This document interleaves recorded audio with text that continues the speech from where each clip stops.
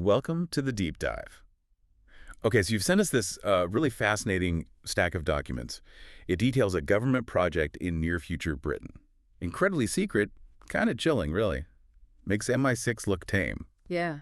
We're diving into these confidential files today, looking at something called the Ministry of Time. It's quite a premise, isn't it? So this ministry, they figured out time travel, but, and this is the kicker, they're not, fixing history or anything like that. No. No, their mission is, well, it's recruiting the dead, bringing people back. Recruiting the dead. Wow. Okay, so our job today is to unpack how this whole thing works. Looking at the handlers, the bridges they call them, and these historical figures, the expats. Exactly. And the rules they operate under are pretty unforgiving, really stark. So what are the rules for, like, pulling someone out of time? It's simple and just. Incredibly cold. You can only take people from events, think war zones, disasters, plagues, where they were absolutely definitely going to die anyway. Ah, okay. So the idea is that it minimizes the impact on the timeline because they were already gone, effectively. That's the logic, yeah. Minimal ripple effect. Keep history clean, sort of. But wait, if they're being saved from certain death, shouldn't they be treated, I don't know, like refugees? The files mention they actually fit the Home Office definition for asylum seekers. They do, technically, but that seems more like a convenient legal cover. The ministry, from everything you're seeing, treats these expats mostly as, well, subjects? Subjects for what? For study, huge studies on physiological adjustment, psychological impact.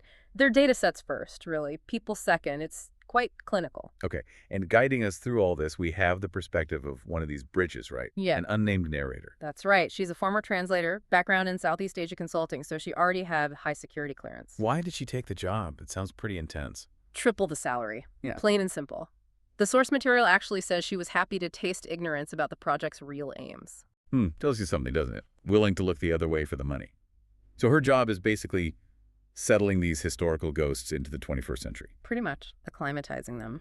Let's get into our main case study. Expat, 1847. This is Commander Graham Gore. Gore, from the Franklin expedition. The Lost Arctic one. The very same. Plucked right out of the ice, where he was already facing starvation and freezing to death. Destined to die there. So our rescue then. Well, not exactly a gentle one. His extraction was quite traumatic. He had severe frostbite, scurvy, broken toes already. And when the ministry team showed up, He thanked them. he shot at them. What? Seriously? Yeah. They had to tase him, apparently. Left him with lacerations on top of everything else. So less rescue, more like a violent abduction from death's door. Wow. Okay. And then the adjustment. You mentioned it's clinical. How do they handle bringing someone like Gore into the modern world? What do they even tell him? It's fascinatingly selective. They teach him the immediate stuff he needs. The electric grid exists, combustion engines, basic plumbing, things he might notice. But not everything. Oh, definitely not. He's kept deliberately in the dark about huge historical shifts. World War I, World War II, the Cold War, the sexual revolution, none of it. Really? Yeah. He doesn't know about the world wars. Nope, shielded from it. We do know the news about the dismantling of the British Empire that hadn't gone down well, as you can imagine, for a 19th century naval commander. Yeah, understatement. And what about just, like, daily life? The culture shock must have been immense. Oh, absolutely. Right off the bat, he's apparently quite shocked to be cohabiting with the bridge, an unmarried woman. That's a big one. Okay. And his take on modern appliances is just brilliant. He sees the washing machine, the cooker, the vacuum, and calls them your maids. Maids. Yes. His conclusion, according to the files, was, you have enslaved the power of lightning and you've used it to avoid the tedium of hiring help. Wow. He sees technology purely as a replacement for servants. That's quite a perspective. It really frames his mindset, doesn't it? But beyond these sort of surface clashes, the ministry knew there'd be serious psychological fallout. And we see that with the other expats, too. Right, it wasn't just Gore having issues. Not at all. Take 1916, that's Arthur Reginald Smith, pulled from the trenches. The poor guy compulsively washes his bed sheets. Right. Over and over. Why? He just can't seem to internalize that the war is over for him. It's like he's still trying to scrub away the mud and filth of the Western Front. God, that's tragic.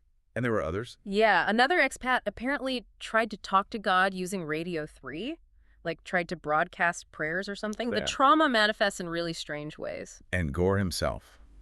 How did he cope beyond the memory gaps? Well, the memory thing was significant. He kept being told his entire expedition died, everyone starved, but he'd forget. Repeatedly. Like a defense mechanism, blocking it out. Perhaps his short-term memory around that specific massive trauma seemed fragile. Which leads us to what the ministry was really after. Because it wasn't just about making them comfortable, was it? The narrator, the bridge, starts figuring this out. Exactly. Comfort wasn't the goal. One of the higher-ups apparently told the bridges, very bluntly, "We don't know what to expect. That's why you have this job." So the bridges are there to monitor. Monitor the long-term prognosis. There was a real concern, it seems, that the expats might just die of genetic mutations within the year. From the time travel itself. That's the implication. They're essentially experiments, maybe with a built-in expiration date. And the monitoring sounds intense. Daily checks, weekly reports. Oh, yeah. Heart rate, blood pressure, the works, and then these things called empathy exams. Empathy exams.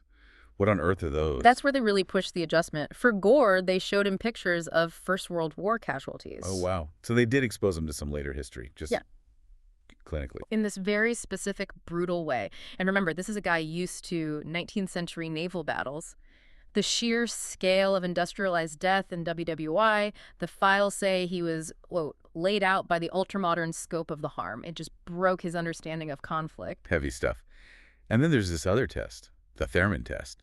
Sounds bizarre. It really does. It supposedly measures here-ness versus there-ness. Here-ness and there-ness, like how much you're here in the present versus there in the past. That's the gist, yeah. Sort of a measure of temporal assimilation. Are you mentally grounded in the now, or are you still being pulled back to your origin point? Okay, so if I start wearing powdered wigs and writing letters with a quill, my there-ness score goes up. Something like that, but probably measuring something deeper, maybe neurological. What's really striking is that two other expats, Margaret Kemble from 1665, The Great Plague, Wow. and Arthur Reginald Smith, 1916, they actually learned to consciously control their readings on this thing. Control their temporal presence. The files don't detail how, just that they could. A kind of mental mastery over their displacement, which is incredible, really. But Gore, our main guy, he couldn't manage it. Despite learning to ride a motorbike and use modern tech on the surface, his here-ness was basic. When they tested him with the theremin, all he could manage were the first few notes of Greensleeves. Greensleeves. Seriously? Yep. It suggests his adaptation was maybe more superficial, learned behavior, not deep integration. Okay, so things are getting weirder, and then external threats start appearing. Yeah, big time. The bridge's handler, this guy Quentin, he suddenly goes AWOL. Vanishes. But not before warning her, cryptically, that the whole project is really about a weapon. A weapon? How? It's not clear initially, but then you get actual agents showing up from the future. A brigadier and someone called Solis from the 2200s. The 2200s. So the ministry isn't just dealing with the past, but the future too. Seems so. And these future agents try to assassinate someone using some kind of focused blue light energy weapon. It definitely escalates things, proves this is way bigger than just 21st century Britain. This is spiraling. But the biggest shock, the real core twist in these documents, Yeah. it involves the bridge's boss, right? The vice secretary, Adela. Oh, yeah. This is where it gets intensely personal and very strange. The bridge eventually discovers that Adela, her rather intimidating superior, is her future self. Her future self came back in time. Exactly. And not just that. She's Adela Gore. In the future, she marries Commander Graham Gore. The expat? She marries the expat. She does. And they have a son named Arthur John Gore. Hold on. So future her came back to make sure present her gets together with the 19th century naval officer she's supposed to be handling. Yeah. Is that the mission? Arranged marriage via time travel. It's partly that, it seems. The personal dimension is undeniable. But Adela, the future version, she also came back because of what Gore becomes in her original timeline. It wasn't just about romance. Ah, okay. So this connects back to the weapon warning. What happens to Gore? This is where the political angle gets really stark. Adela reveals that in her past, Gore assimilated very effectively. So effectively that he rose to become a very senior officer in the future's military structure. Doing what? Specifically, part of the Special Branch Coast Guard. And his role involved, let's say, belligerent defense tactics against migrants and refugees arriving by sea. So they weaponized him. They took his 19th century loyalty, his colonial mindset, and repurposed it for future border control, xenophobic enforcement. That's precisely it. The ministry wasn't just looking for survivors. They were talent spotting. looking for personality types, loyal, duty-bound, maybe rigid thinkers who could be turned into instruments for the future state. Yeah. Gore was a prime candidate. That is incredibly dark. The feasibility study wasn't just about can they survive, it was can they be useful tools. Exactly. And the ruthlessness behind it all gets confirmed by that future agent, the Brigadier. He explains what happened in Adela's original timeline to the other expats, the ones who weren't useful fighters. What happened to them? To Arthur and Margaret Kemble. They murdered them. Murdered. Just disposed of them. Why? Resources. Apparently, the time travel mechanism, the time door, could only sustain a limited number of connections or people. It wasn't a moral decision, it was logistical. His exact words, according to the file, time is a limited resource. Time is a limited resource. So if you're not a future soldier, you're a disposable surplus. Chilling, isn't it? If you weren't part of the future war machine, you were just waste, cut loose, or worse. And this starts happening in the current timeline, too, the one the narrator is in. Yes. Once the ministry decides Gore is the asset, the others become liabilities. Arthur Reginald Smith, 1916, he's killed, poisoned. Oh, God. And another expat, Anne Spencer, from 1793, she's shot dead while trying to escape. They're cleaning house, protecting their investment in Gore. So the Bridge, our narrator, she learns all this. Her DOS is her future self, engineering her life. The man she's falling for is destined to become this ruthless future enforcer. Yeah. And the ministry is murdering the other expats. What does she do? She chooses herself. She chooses agency over the predetermined path laid out by her future self. How? She confirms Gore's tracking microchip can be taken out and he removes it. Then she wipes their records from the ministry system, completely cleans the slate, and then she and Gore get on his motorbike and they just flee right off into an unknown future completely outside the ministry's control, rejecting the entire system. Wow. Okay. So we started this looking at what seemed like a project to, maybe cynically, study rescued historical figures. But we ended up uncovering this huge conspiracy. Yeah, a system sacrificing the vulnerable, actively weaponizing others, all orchestrated partly by the main character's own future self to secure a certain outcome. It's layers upon layers of duplicity. It really brings home that struggle, doesn't it? Even with something as fantastic as time travel, it boils down to a fundamental choice. Do you follow the path laid out by the institution, the one that claims coherence and maybe righteousness? Or do you choose the messy, uncertain path based on your own morality, on personal connection, on love even?